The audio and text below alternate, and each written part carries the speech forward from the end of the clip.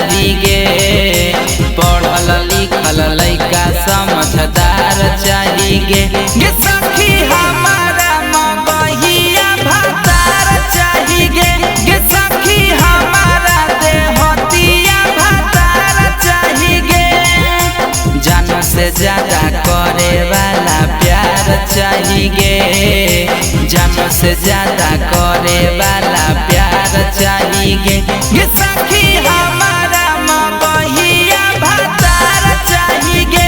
गे सखी हमारा देहतिया भतार चाहिए गे।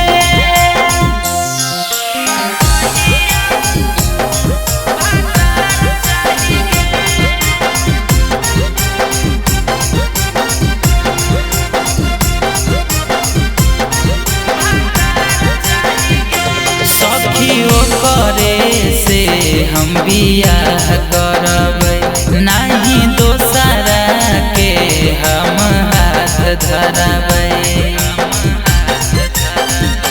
सखियो करे से हम बियाह करबै, नहीं दोसरा के हम हाथ धरबै। बंगला गाड़ी नहीं हमरा कार चाहिए गे। बंगला गाड़ी नहीं हमरा कार चाहिए गे। गे सखी हमारा मगहिया भतार चाहिए गे। गे सखी हमारा देहतिया भतार चाहिए गे।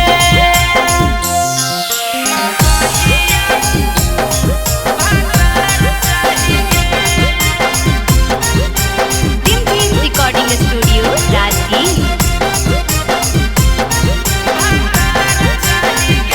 हमरा देखे में तबे जोड़ लागो है, थोड़ा करिया भी थोड़ा गोर लागो है।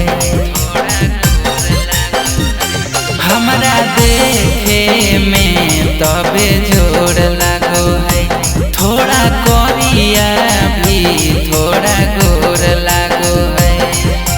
वरुण गौतम जैसन रंगदार चाहिए गे। वरुण गौतम जैसन रंगदार चाहिए गे।